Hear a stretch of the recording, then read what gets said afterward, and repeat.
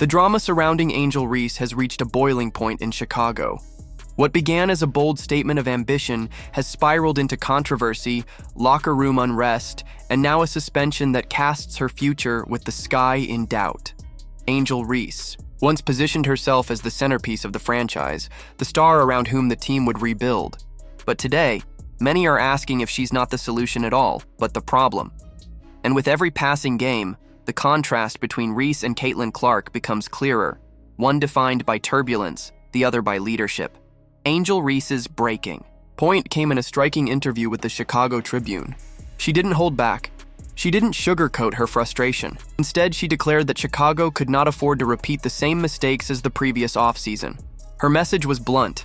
Stop bringing in bums and start surrounding me with the best players in the league. She called it non-negotiable. She called it essential for her future. She demanded the sky attract greatness. But here's the irony. Greatness hasn't exactly been coming from Reese herself.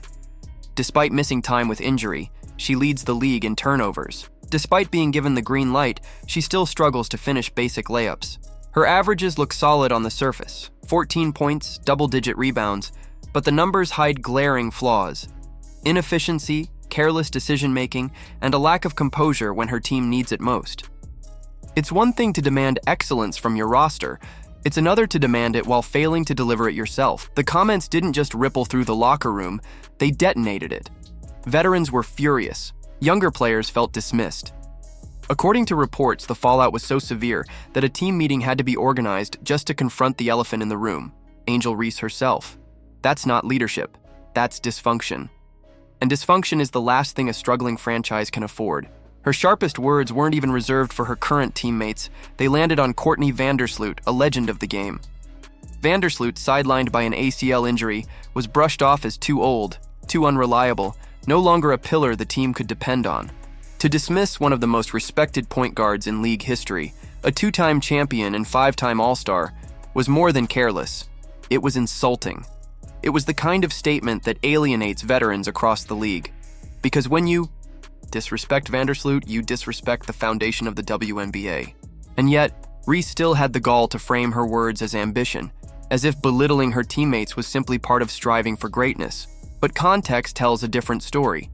The Chicago front office had already sacrificed to build around her. They traded away promising rookie Sonia Citron, who went on to become an all-star, to acquire Ariel Atkins, a proven veteran with championship experience, the very kind of talent Reese claimed she wanted. Yet rather than appreciate the move, Reese doubled down, saying the roster still wasn't enough. It was never enough. The cracks in Chicago were widening. Reese even called out Rachel Berman, Haley Van Lith, and Ariel Atkins, leaving no corner of the locker room untouched. By the end, veterans felt attacked, younger players felt discarded, and the once supposed franchise star had turned the team against itself. This wasn't a rallying cry. This was a mutiny gone wrong. But the downfall wasn't just about words. On the court, Reese's play betrayed her bravado. She racked up 101 turnovers in just 26 games. She led the league in giveaways despite missing time. 20% of her shots inside 9 feet were blocked, a stunning number for a forward expected to dominate the paint. She picked up 8 technical fouls, jawing at referees and losing her composure, until the league had no choice but to suspend her. And that suspension didn't come at a random moment. It came right before a marquee matchup against Caitlin Clark and the Indiana Fever. The league's most hyped showdown, stripped of one of its key players, because Reese couldn't control herself on the floor. That's not just a mistake. That's self-sabotage. Even worse, Chicago often looked sharper without her. The ball moved faster. The defense tightened. The energy was higher. What does it say when a supposed franchise cornerstone actually makes her team worse? When the team's ceiling rises in her absence. It says everything Chicago doesn't want to admit. Maybe their biggest issue isn't the supporting cast. Maybe it's Angel Reese herself.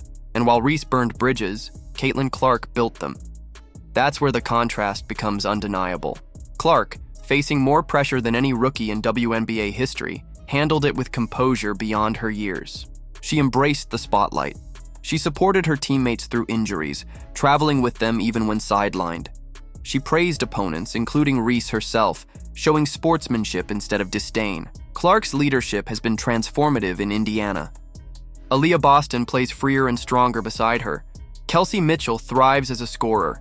Sophie Cunningham has slotted in seamlessly, while Lexi Hull benefits from Clark's spacing and passing. Clark doesn't just score, she elevates everyone around her. She leads the league in assists, a testament to her unselfishness, and her teammates trust her completely. That trust has translated into wins, playoff contention, and sellout arenas. The Fever are no longer a lottery team. They're a franchise on the rise. Meanwhile, Chicago languishes. 10 wins, 30 losses. A fan base frustrated and exhausted. A front office that looks increasingly trapped by the very player they thought would lead them forward. Instead of selling out arenas, they're drowning in headlines about suspensions and locker room drama.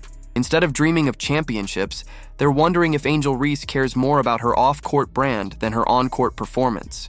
It's not just about stats. It's about culture. Caitlin Clark has set one in Indiana. Angel Reese has destroyed one in Chicago. Clark makes players want to join her. Reese makes them want to run. The comparison writes itself. One rookie transformed her team's identity, the other fractured hers. One commands respect, the other demands it without earning it. One is a foundation, the other an anchor dragging her franchise down. So, was Angel Reese ever the right bet for Chicago? Or has she already revealed herself as the WNBA's biggest liability, an experiment gone wrong before it ever had a chance to succeed? For now, the answers remain uncertain, but the divide between Reese and Clark couldn't be clearer. One is leading the league into a new era. The other is clinging to relevance, her reputation unraveling with every turnover, every technical, every reckless comment. And the irony? Angel Reese wanted Chicago's roster rebuilt around her. But the harsh truth the Sky may be realizing is this: the rebuild might need to start without her. So I'll leave you with the question everyone's asking. Are you Team Clark, the baby goat rewriting the future of the WNBA, or Team Reese, the baby giraffe stumbling through controversy after controversy? Let me know in the comments below, and don't forget to like, subscribe, and turn on notifications so you never miss the latest breakdowns. The future of the league is unfolding before our eyes, and it's a tale of two stars heading in very different directions.